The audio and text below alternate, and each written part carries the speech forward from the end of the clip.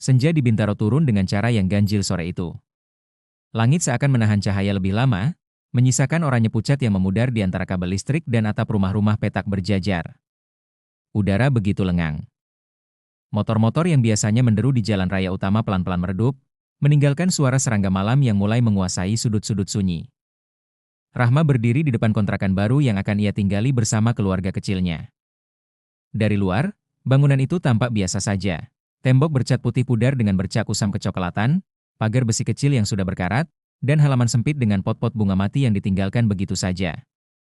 Namun ada sesuatu yang terasa tidak pas. Udara di sekitar halaman itu berbau samar, campuran tanah lembab, bunga melati layu, dan asap kayu yang seakan masih tertinggal meski tidak ada api. Bau yang asing, namun seperti membawa pesan tersembunyi. Dengan nafas sedikit terengah setelah menyeret koper besar yang diikat kain, Rahma berusaha tersenyum pada anaknya yang berlarian kecil di teras. "Nanti kita betah di sini, Nak," katanya pelan, meski dalam hati ada keraguan yang sulit dijelaskan. Anak itu justru sibuk menunjuk ke salah satu pot bunga kering di sudut. "Bu, ada nenek," ucapnya polos, membuat Rahma tercekat sejenak. Ia menoleh cepat, tentu saja kosong. Hanya pot retak dengan tanah yang sudah keras. Suaminya, Budi, sedang sibuk menurunkan kardus dari mobil sewaan. "Jangan mikir aneh-aneh," katanya singkat saat Rahma menceritakan ucapan anak mereka. Tapi dari sorot matanya, tampak sekilas rasa enggan yang ia tutupi dengan terburu-buru. Rahma lalu meraih gagang pintu kontrakan itu. Besi tua berkarat berdecit saat diputar. Pintu pun terbuka, perlahan, seolah ada jeda yang disengaja. Dan saat itulah aroma lebih pekat menyeruak dari dalam. Bukan bau busuk, tapi semacam perpaduan debu tua, minyak goreng tengik, dan dupa yang sudah lama padam.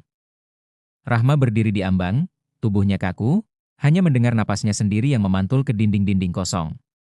Ada perasaan yang menempel di kulit, dingin, berat, seperti saat melangkah ke rumah orang tua yang sudah lama ditinggalkan. Di balik pintu itu, bukan sekadar ruang kosong. Ada sesuatu yang diam-diam menunggu. Begitu memasuki kontrakan, kesan pertama Rahma adalah sempit tapi cukup. Ruang tamu kecil dengan meja kayu tua berdiri di tengah, goyah sedikit saat disentuh. Cat dinding putih sudah menguning, dan di sudut ruangan ada bercak lembab berbentuk tak beraturan, mirip wajah samar jika dipandangi terlalu lama. Lantai keramik terasa kasar di telapak kaki, seakan berlapis debu yang menempel. Retakan rambut melintang di dekat ambang pintu kamar mandi, halus tapi jelas, seperti luka lama yang tak pernah benar-benar tertutup. Dari langit-langit lorong, lampu TL bergantung dengan cahaya putih pucat. Dengungannya konstan, namun dengan jeda ritmis, seolah mengikuti pola napas. Rahma menaruh koper di ruang tamu dan berjalan masuk lebih jauh. Matanya langsung menangkap sebuah gorden kuning di sudut kamar. Kainnya berminyak mengilap seperti pernah terkena tangan penuh minyak goreng. Saat disentuh, terasa lengket. Di balik gorden itu, ada papan kayu dengan goresan halus menyerupai bekas kuku. Goresan itu tidak dalam, tapi panjang dan berulang, seperti dilakukan berkali-kali dalam keadaan tertekan. "Bu, lihat," suara anaknya memanggil. Ia menunjuk ke lantai dekat rak kecil. Ada senter lama yang tergeletak, padahal Rahma yakin belum ada barang apapun saat pertama pintu dibuka. Ia ragu sejenak, menunduk, lalu memungutnya. Debunya tebal, jelas bukan barang baru.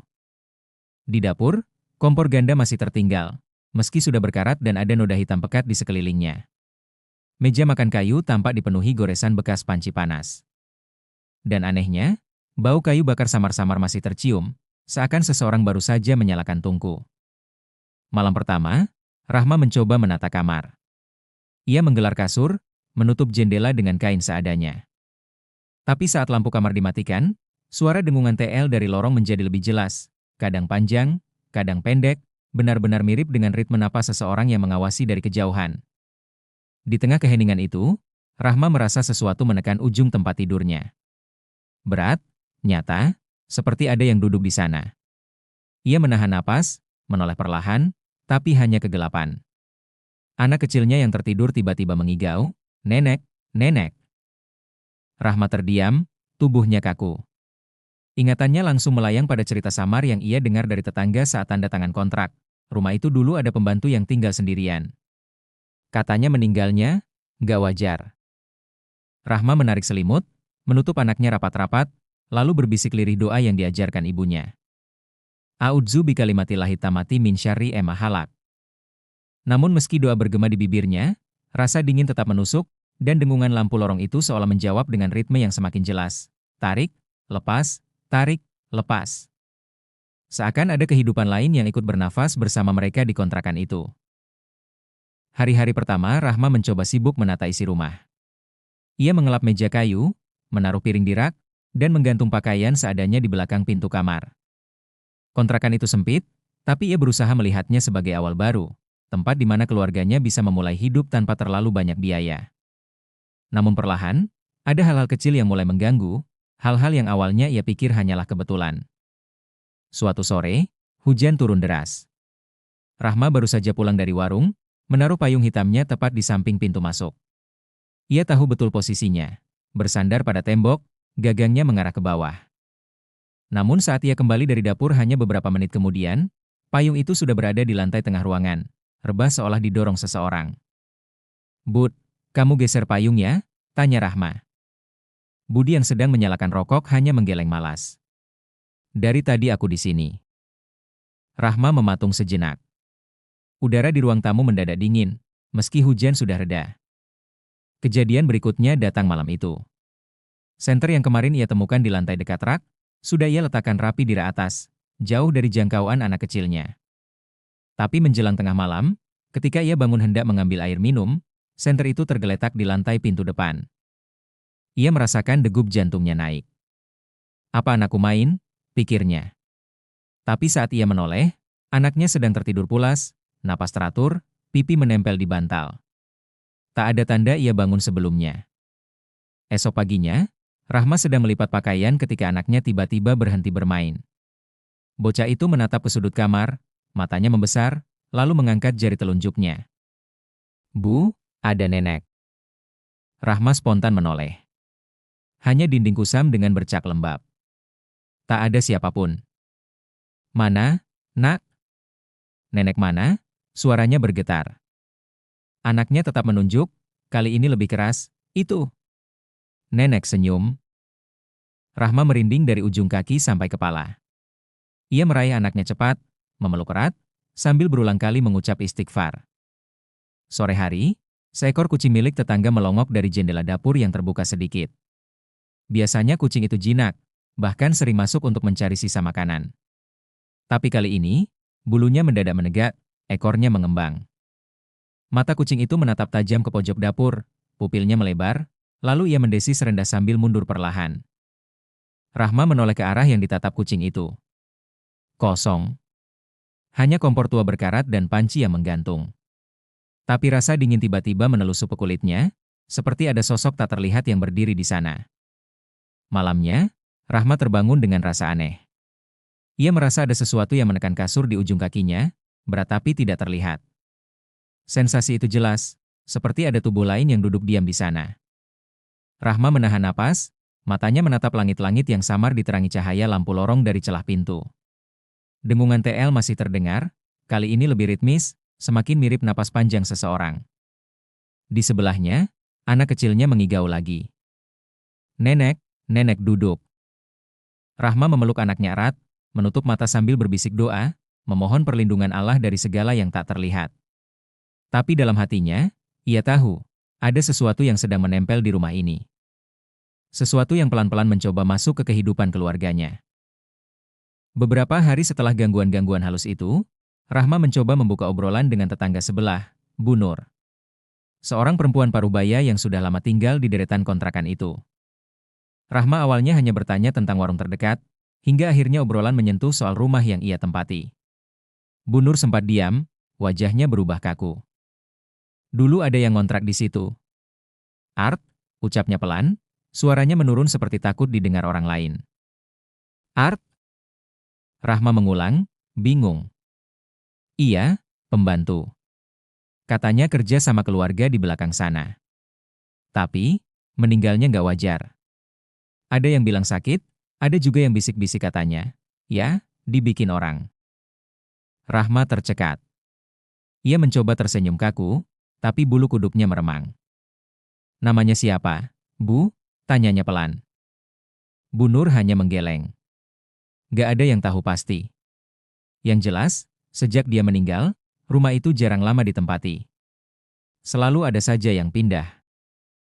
Setelah mendengar cerita itu, Rahma mulai memperhatikan sesuatu yang sebelumnya ia abaikan.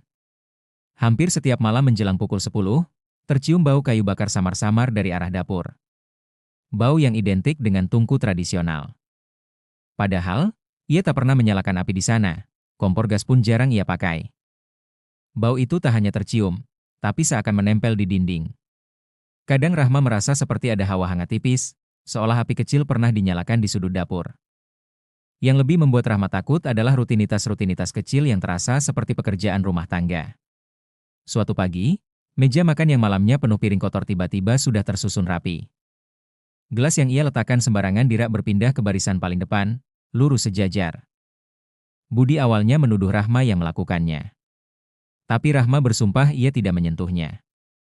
Aku malah baru bangun, jawabnya dengan mata berkaca-kaca. Malam berikutnya, Rahma mendengar suara samar seperti sapu lidi yang diseret di lantai. Gesekan pelan, maju, mundur. Ia memberanikan diri membuka pintu kamar, tapi lorong kosong, hanya ada dengungan lampu TL. Lantainya bersih, bersih dengan cara yang janggal, karena debu yang kemarin ia lihat di pojokan hilang begitu saja. Di salah satu dinding dapur, Rahma mendapati noda kecoklatan berbentuk tangan. Seperti bekas orang yang tangannya kotor lalu menempel ke dinding. Bekas itu tipis, tapi tinggi posisinya rendah, seukuran orang yang terbiasa menunduk, atau seorang perempuan yang sedang bekerja di bawah. Anaknya juga semakin sering menyebut-nyebut sosok nenek. Kadang ia bilang nenek itu sedang menyapu, kadang bilang nenek sedang duduk di dekat pintu sambil tersenyum. Rahma sendiri mulai sering merasakan perasaan diikuti.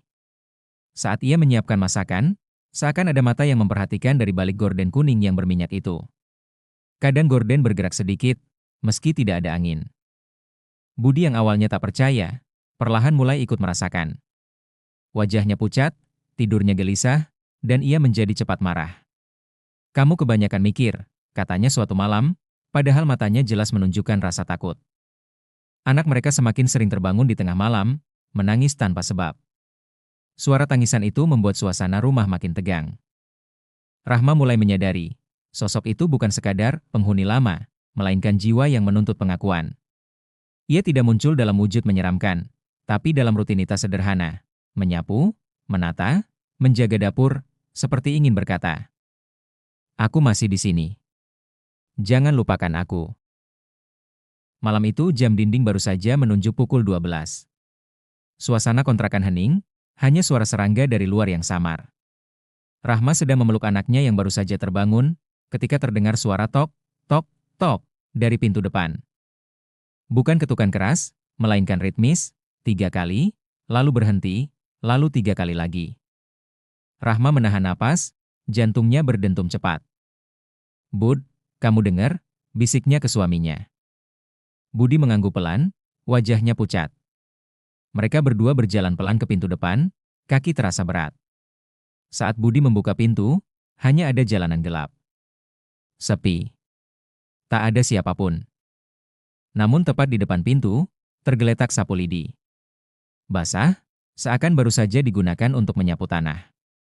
Beberapa malam kemudian, listrik kontrakan mendadak padam. Gelap total, hanya cahaya redup dari bulan yang masuk lewat jendela. Dalam kegelapan itu, Rahma mendengar sesuatu. Sebuah suara lirih, suara perempuan bersenandung. Melodinya patah-patah, nadanya murung, menggunakan bahasa pasar yang asing di telinga Rahma. La, pulang, la. Suara itu terdengar dari arah kamar belakang. Semakin lama semakin dekat, hingga terdengar seperti berbisik di telinganya. Rambut Rahma meremang, kulitnya terasa dingin. Budi mencoba menyalakan lilin dengan tangan gemetar, tapi begitu api kecil menyala, suara itu berhenti. Hening. Hanya dengung lilin yang baru terbakar. Pagi berikutnya, Rahma membersihkan dapur. Saat menunduk, matanya menangkap sesuatu di lantai berdebu, jejak kaki basah. Kecil, tanpa pola sepatu, mirip telapak perempuan dewasa. Jejak itu membentuk barisan dari pintu belakang, menuju kamar mandi. Tapi anehnya, jejak itu berhenti tepat di ambang pintu kamar mandi, menghilang begitu saja. Rahma mencoba menghapusnya dengan kain, tapi noda basah itu tetap ada, seakan membekas dari dunia lain. Kejadian paling membuat Rahma trauma terjadi suatu pagi. Ia hendak mencuci muka di kamar mandi. Saat menatap cermin, refleksinya tampak normal, kecuali ada sosok lain berdiri di belakangnya. Seorang perempuan berkebaya lusuh, rambutnya disanggul sederhana, wajahnya pucat dengan mata kosong. Perempuan itu hanya menatap lurus ke arah Rahma. Rahma spontan menoleh ke belakang. Kosong. Saat ia menatap cermin lagi, bayangan itu sudah hilang. Namun detik itu juga, Rahma mendengar bisikan pelan, sangat dekat. Aku masih di sini. Sejak kejadian-kejadian itu, keadaan rumah semakin mencekam. Anak Rahma hampir setiap malam terbangun menangis, memanggil, "Nenek, nenek jangan ikut." Budi sering duduk termenung lama di teras, wajahnya pucat, matanya kosong. Ia jarang berbicara, hanya menghisap rokok satu demi satu. Rahma sendiri kehilangan nafsu makan, tubuhnya semakin kurus. Ia bahkan sering merasa ada yang berdiri di balik gorden kuning, mengintai. Tetangga pun mulai berbisik-bisik. Ada yang bilang mereka melihat lampu rumah Rahma berkedip-kedip meski listrik sedang stabil. Ada pula yang mendengar suara sapu diseret di malam hari, padahal jelas-jelas Rahma dan keluarganya tidak sedang membersihkan rumah. Kontrakan itu bukan lagi sekadar tempat tinggal. Ia berubah menjadi ruang di mana dunia yang hidup dan yang mati saling bertabrakan. Malam itu hujan turun deras. Rahma terlelap setelah beberapa hari kurang tidur. Dalam mimpinya, ia melihat dirinya duduk di kamar, bukan kamar dalam mimpi, melainkan kamar kontrakan yang sama persis dengan kenyataan. Di ujung tempat tidur, seorang perempuan duduk. Tubuhnya kurus, kebaya coklat lusuh melekat pada kulit pucatnya. Rambut disanggul sederhana, wajahnya menua tapi teduh, matanya kusam penuh lelah. Ia menatap Rahma lama sekali, tanpa kata, seolah ingin menyampaikan sesuatu yang tak bisa diucapkan. Tangan perempuan itu lalu bergerak. Dari balik kebayanya, ia mengeluarkan selembar kain coklat kecil. Kain itu tampak tua, berbau tembakau dan kapur. Ia letakkan perlahan di atas bantal Rahma, lalu menunduk, seakan memberi salam perpisahan. Rahma terbangun dengan teriakan tertahan. Napasnya terengah, tubuhnya berkeringat. Ia menoleh ke bantal, dan kain itu benar-benar ada. Bukan sekadar mimpi. Bukan ilusi. Nyata. Tangannya gemetar saat meraih kain itu. Bau tembakau bercampur kapur langsung menusuk hidungnya, persis seperti aroma orang tua di kampungnya dulu. Rahma menangis terseduh, perasaan campur aduk, takut, kasihan, dan bingung. Rahma memeluk kain itu sambil berbisik. Kalau ibu ini yang masih di sini, saya mohon maaf. Jangan ganggu anak saya. Kalau butuh doa, biar saya doakan. Air matanya jatuh tanpa henti. Ia menyalakan lampu kamar, duduk bersila, lalu membaca doa-doa yang diajarkan ibunya sejak kecil. Al-Fatihah untuk Rusi perempuan yang tak dikenal. Ayat kursi untuk memohon perlindungan. Shalawat, agar hatinya lebih tenang. Saat ayat-ayat itu mengalun dari bibirnya, ia merasakan suasana kamar berubah. Udara yang dingin menjadi hangat samar. Lampu lorong yang biasanya berdengung, malam itu hening. Tidak ada tekanan di ujung tempat tidur. Hanya keheningan, tenang tapi penuh kesedihan yang tak terjelaskan. Budi awalnya tidak percaya dengan kain coklat itu. Namun ketika Rahma menunjukkan, wajahnya mendadak pucat. Aku pernah lihat kain kayak gini, bisiknya. Waktu kecil, ada pembantu di rumah nenekku, pakai kain serupa buat bawa tembakau. Dia juga meninggalnya sendirian. Budi menatap istrinya, kali ini tanpa menyangkal. Mereka berdua akhirnya sadar, sosok itu bukan ingin menakut-nakuti, tapi seolah ingin diingat. Malam-malam berikutnya, Rahma mulai rutin mengaji di ruang tamu. Ia menyalakan lampu, menaruh segelas air putih, lalu duduk dengan anaknya yang dibiarkan mendengar lantunan ayat. Ia tidak lagi bicara kasar atau marah-marah saat ketakutan datang. Ia belajar berkata lembut. Kalau ibu ini masih di sini, maafkan kami. Semoga Allah kasih jalan pulang. Sejak itu, gangguan-gangguan besar berkurang. Tidak ada lagi ketukan tengah malam, tidak ada lagi suara senandung di telinga. Sesekali Rahma masih merasakan ada yang duduk di ujung kasur, tapi sensasinya berbeda, lebih ringan, tidak lagi menekan. Rahma tahu keluarganya punya dua pilihan, pindah atau bertahan. Jika pindah, mereka akan lari dari rasa takut, tapi meninggalkan jiwa yang mungkin masih menunggu doa. Jika bertahan, mereka harus belajar berdamai dengan kehadiran yang tak terlihat, menjadikan rumah bukan hanya tempat tinggal, tapi juga ruang doa untuk arwah yang belum tenang. Rahma akhirnya memilih bertahan. Ia yakin, selama mereka mengisi rumah dengan doa, zikir, dan syalawat, Allah akan melindungi. Sejak itu, Rahma berubah. Ia lebih peka pada hal-hal kecil, bunyi angin, gerak gorden, bau samar. Ia juga lebih lembut kepada anaknya, lebih sering mengajarkan doa sebelum tidur, lebih waspada ketika masuk rumah tanpa salam. Ketika bercerita pada orang lain, suaranya sering bergetar, penuh jeda, seolah beban emosinya masih melekat.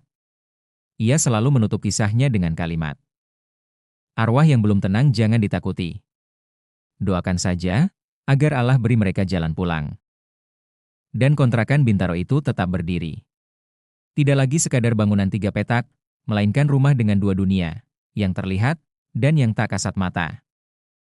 Kontrakan kecil di Bintaro itu akhirnya menjadi saksi bisu bagaimana hidup dan mati terkadang tak terpisahkan oleh sekat tebal.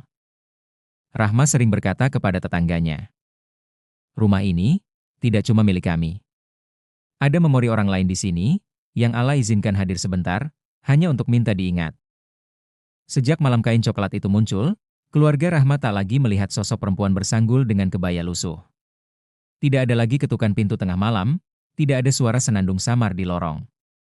Namun, ada sesuatu yang tetap tinggal, rasa keberadaan.